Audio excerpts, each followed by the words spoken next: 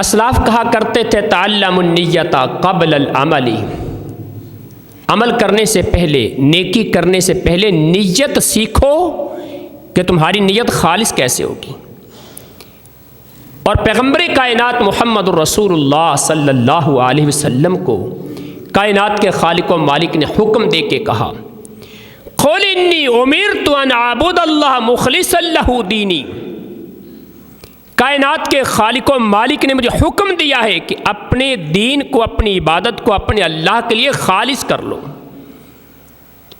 اور معاذ بن جبل رضی اللہ تعالی عنہ بیان کرتے ہیں اخلص الدین یکفیک القلیل من العمل، اپنی نیت خالص تم کر لو، عمل تھوڑا بھی ہوگا کائنات کا خالق و مالک تھوڑے عمل میں برکت ڈال کے تمہیں جنت کا حقدار بنا دے گا۔ تھوڑا عمل ہے نا، ایک صحابی ایک کھجور لے کے آیا ہے، ایک کھجور، اس ایک کھجور سے کیا ہو سکتا ہے؟ لیکن کائنات کے رب کو اتنی پیاری لگی، اللہ کے پیغمبر فرماتے ہیں اللہ ایک کھجور کو بھی اتنا بڑھا دیتا ہے کہ احد پہاڑ سے بھی زیادہ ہو جاتی ہے۔ نیت خالص ہے۔ نبی رحمت علیہ السلام نے اعلان کر دیا غزوہ تبوک کا موقع ہے، لوگوں مال لے کے آؤ، جہاد کی جنگ کی تیاری کرنی ہے۔ صحابہ کرام اپنا اپنا مال پیش کر رہے ہیں۔ ایک صحابی کو پتہ چلا، گھر گیا، دیکھا گھر کا سارا خزانہ ہی خالی، گھر میں تو کچھ نہیں ہے۔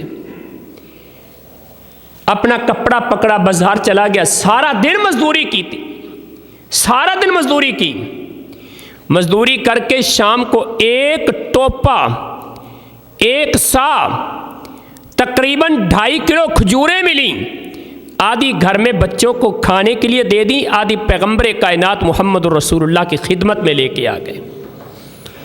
اللہ کے پیغمبر علیہ السلام نے کہا کہ میرے صحابہ یہ کھجوریں اگرچہ تھوڑی سی ہیں نا، لیکن ان کے اندر اخلاص، نیت کا خلوص، محبت اور ذوق اتنا زیادہ ہے، ان کو پکڑ کے پورے ڈھیر کے اوپر ان کو بکھیر دو، ان کھجوروں کی برکت سے اللہ پورے ڈھیر کے اندر برکت پیدا کر دے گا۔